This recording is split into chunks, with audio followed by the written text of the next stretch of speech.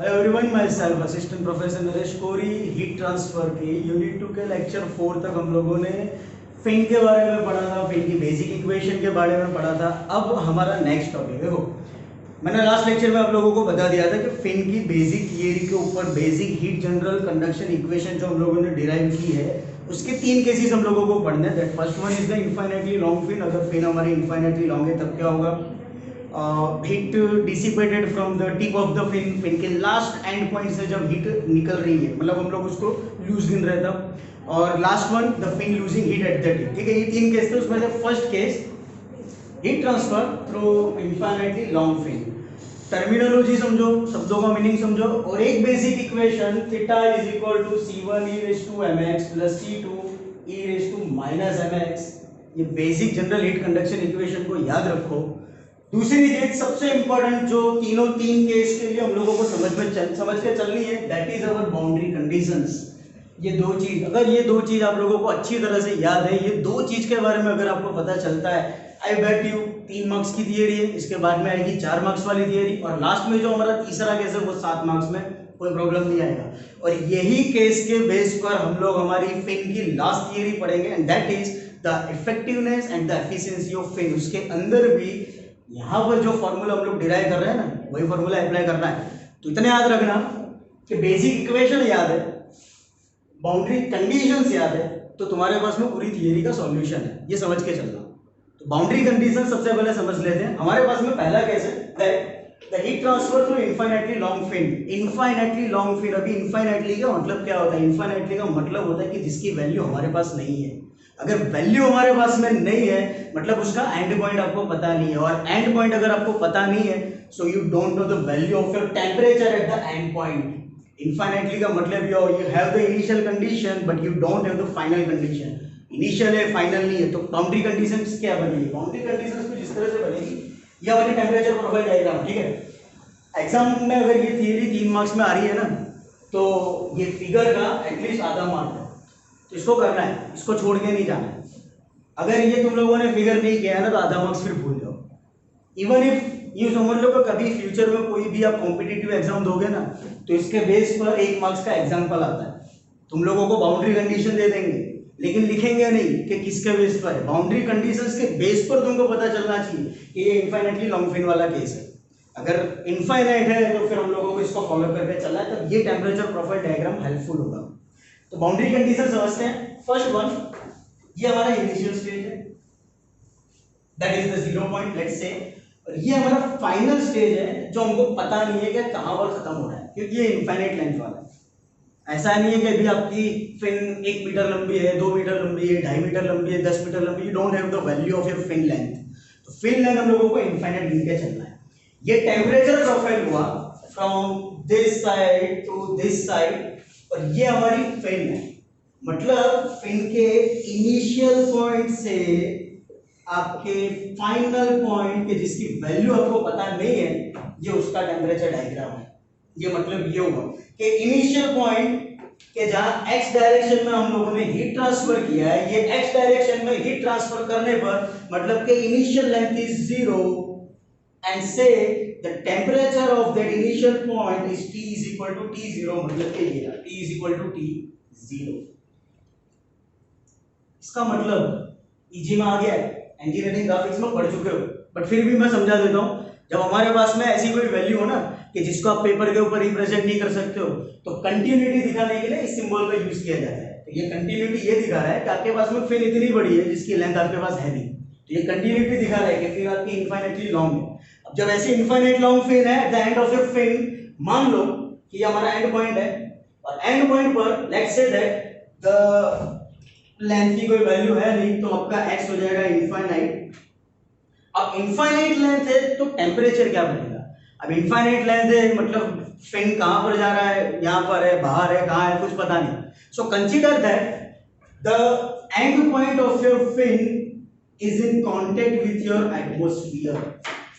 इसका जो कांटेक्ट होगा ना वो एटमॉस्फेयर के साथ में, और अगर एटमॉस्फेयर के साथ में हमारे फिन का कांटेक्ट है, इसका मतलब ये हुआ the temperature of the end point of your fin will be TA, और TA का मतलब मैंने हमारे न्यूटन्स ऑफ कूलिंग में बताया था that TA is equal to ambient temperature, और एम्बिएंट टेम्परेचर का मतलब होता है एटमॉस्फेरिक टेम्परेचर।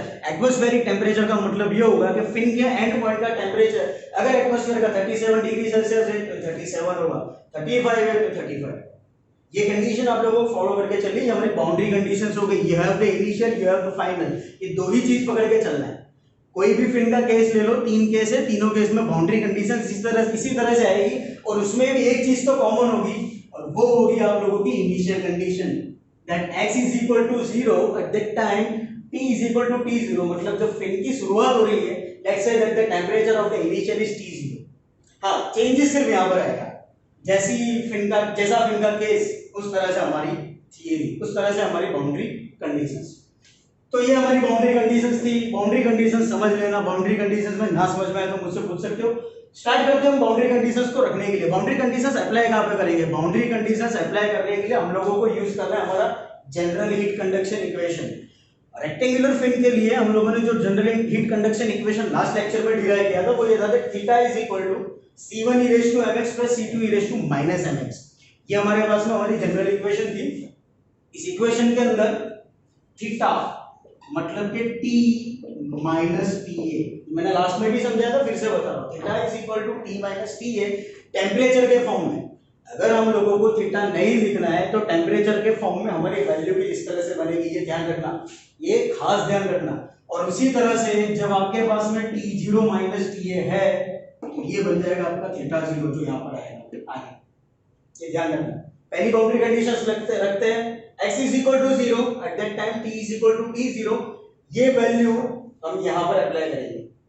यहाँ पर t मतलब कि t0 means over here t0 minus t है is equal to c1 e raised to m into x का मतलब है 0, so c1 e raised to m into 0 plus c2 into e raised to minus m into 0। किसी का भी power 0 है मतलब answer 1 होता है। c1 e raised to m0 मतलब 1, c2 e raised to minus m0 मतलब 1, t0 minus t है मतलब मैंने पहले बोला उसको आप थीटा 0 बोल सकते हो, t0 minus t है is equal to c1 plus c2। यहाँ पर आप ये भी लिख सकते हो that theta 0 is equal to c1 plus c2। ये हमारी पहली कंडीशन है। अभी भी एक चीज ध्यान रखना, जनरल हीट कंडक्शन इक्वेशन का यूज कर रहे हो, इसका मतलब यह है कि हम लोगों को हमारे दो अननोन वैल्यू C1 और C2 वो फाइंड आउट करना है। बेसिक इक्वेशन के अंदर हम लोगों के पास में जब डबल टाइम हम लोग इंटीग्रेशन करते थे तो जो दो कांस्टेंट मिल रहे थे ना, वो दो कांस्टेंट ये है C1 और C2 है। ये C1 और C2 कहां से मिलेगा? तो आपके बाउंड्री कंडीशंस के बेस पर मिलेगा, और वही वैल्यू हम लोगों को इसके अंदर फाइंड आउट करके चलना है। दैट्स व्हाई पहली बाउंड्री कंडीशन रखने के बाद आपकी इक्वेशन बनती है theta 0 is equal to C1 plus C2। Next दूसरी बाउंड्री कंडीशन अप्लाई करो। दूसरी बाउंड्री कंडीशंस क्या है? दूसरी बाउंड्री कंडीशन ये है that x is equal to infinite, length नहीं है, you don't have the value of length, आपके पास में कोई लेंथ नहीं है। x is equal to infinite at that time, मैंने पहले समझाया अगर इनफाइनाइट वैल्यू है, आपको पता नहीं है कि आपके फिन कहां पर जा रही है, फिन का टेंपरेचर क्या बनेगा, let's consider it at atmospheric level कि वो एटमॉस्फेरिक के कांटेक्ट में है, एटमॉस्फेयर के कांटेक्ट में है, तो हमारा फाइनल पॉइंट बन जाएगा t is equal to t, और ये हम लोग अप्लाई करेंगे हमारी general equation over here.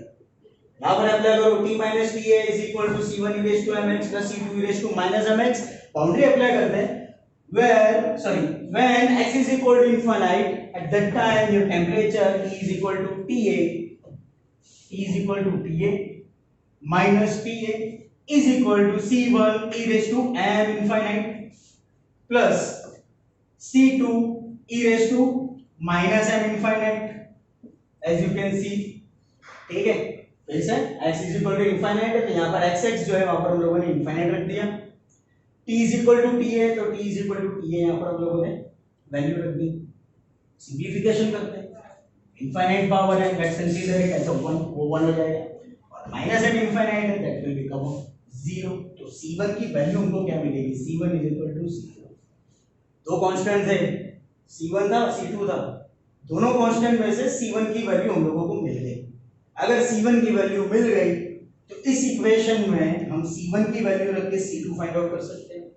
Late C2 substituting the value of C1 in equation number 1, T0 minus TA is equal to C1 plus C2। C1 आपके पास में 0 है, C1 हमारा 0 हो गया, C2 as it is, तो C2 की वैल्यू मिल जाएगी T0 minus TA। T0 minus TA मतलब कि थीटा 0, तो आपको C2 की वैल्यू मिल गई, दैट इज थीटा। मतलब क्या हुआ कि जनरल हीट कंडक्शन इक्वेशन के दोनों कांस्टेंट की वैल्यू हमारे पास में आ गई, C1 भी आ गया और C2 भी आ गया। और ये हम लोगों को करना है, आपके दूसरा केस, आपका तीसरा केस, दोनों केस के अंदर बाउंड्री कंडीशंस अप्लाई करो, बाउंड्री कंडीशंस के बेस पर C1 और C2 को फाइंड आउट करो। ये आप लोगों का काम है और ये हम लोगों को फॉलो करके चलना, इसी के बेस पर हमारे एग्जांपल्स भी आते हैं। C1 C2 मिल गया, अभी ये C1 और C2 की वैल्यू हम यहां पर रखेंगे हमारे जनरल हीट कंडक्शन इक्वेशन में। क्यों? क्योंकि ये हमारा स्टार्ट है, ये हमारा बेस है, ये हमारी फॉर्मूला है जिसके बेस पर हम फाइंड आउट करें कितना टेम्परेचर डिफरेंस मिल रहा है। याद रखना, we have to find heat transfer, हम लोगों को हीट ट्रांसफर फाइंड आउट करना है। अभी हीट ट्रांसफर पर तो पहुंचे नहीं है, अभी तो हम लोगों को सिर्फ टेम्परेचर डिफरेंस मिलेगा और उसके बेस पर फिर हम लोग फाइंड आउट करेंगे हीट ट्रांसफर कैसे हुआ जाएगा। Basic equation theta is equal to C1 e raised to mx plus C2 e raised to minus mx, theta T minus TA, C1 0 on the basis of equation number 2। C2 की value थी theta 0, अगर C1 आपका 0 है मतलब ये पूरा term 0 हो जाएगा ओवर हियर। C2 की वैल्यू है theta 0 into e raised to minus mx, तो आपकी वैल्यू क्या बनी, हमारी वैल्यू ये बन रही है माइनस TA को इक्वल टू के इस तरफ ले आओ, that will become a plus T is equal to TA plus theta 0 into e raised to minus mx।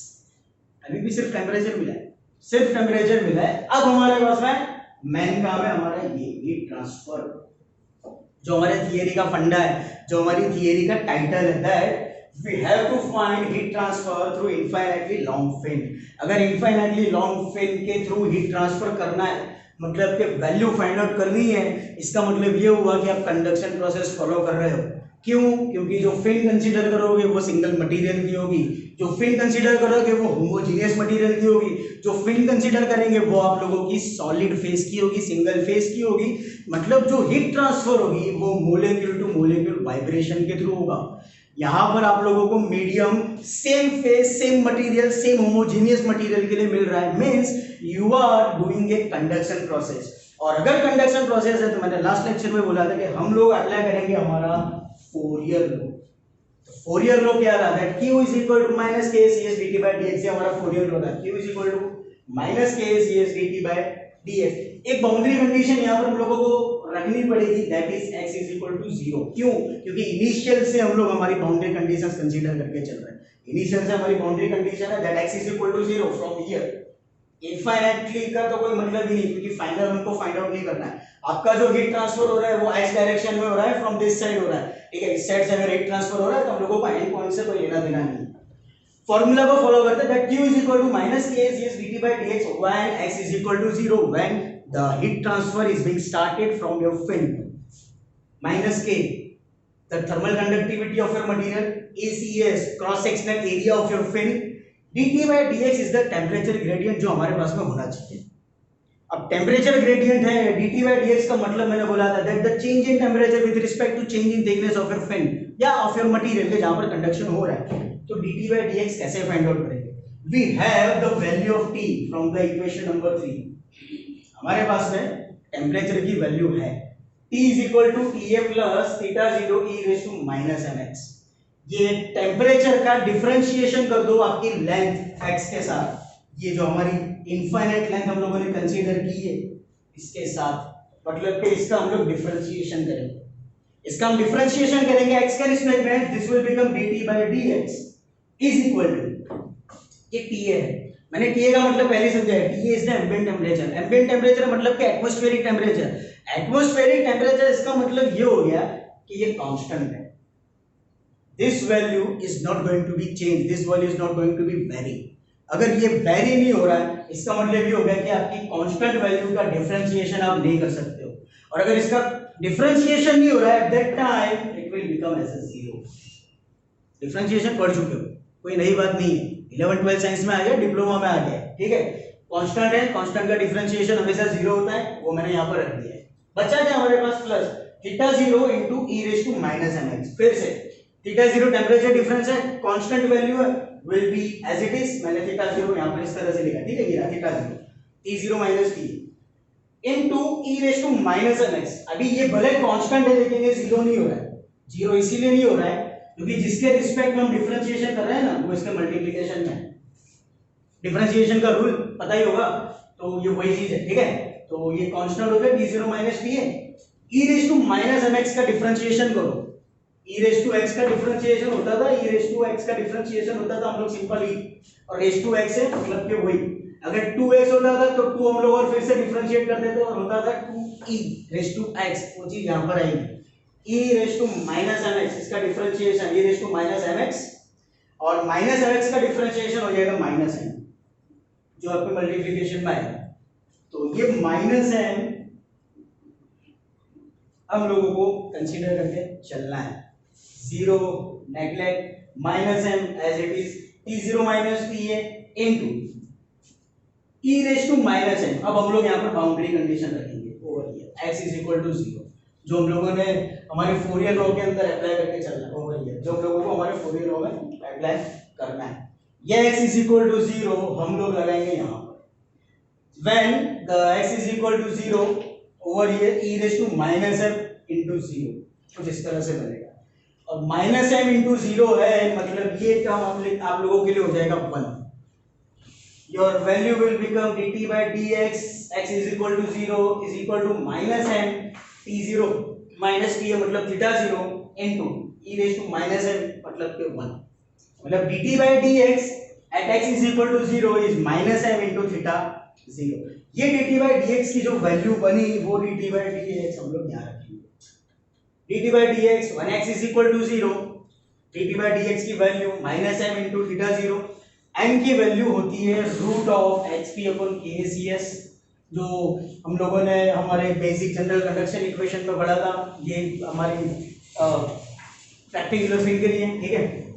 m की वैल्यू रख दी, root hp upon kcs, root kcs will be cancel out, हमारे पास बचेगा क्या यहाँ पर root kcs into root hp into temperature difference t0 minus t है। ये हमारा बेसिक फाइनल इक्वेशन आ गया q for your fin when it is infinitely long। सवाल 3 मार्क्स का है, पूछेगा नहीं पूछे, लेकिन इतना समझ के चलना जीटीयू में इसके बेस पर एग्जांपल होगा ही, और जीटीयू में अगर एग्जांपल है तो ये तुम्हारे लिए इंपॉर्टेंट है। इसके बेस पर कोई भी कॉम्पिटिटिव एग्जाम में आगे जाकर के 1 मार्क्स की, कम से कम 1 मार्क्स का कंपलसरी तुम लोगों को एग्जांपल पूछेंगे, गेट के लिए भी इंपॉर्टेंट है, इसको छोड़ना नहीं है। ये थियरी इंपॉर्टेंट है, करना ही करना है। इनफाइनाइटली लॉन्ग फिन, फिर से the final equation is q is equal to fin is equal to root hp kcs into t0 minus t। Hope समझ में आया होगा। अगर कोई सवाल है तो आप मुझसे पूछ सकते हो। Thank you so much.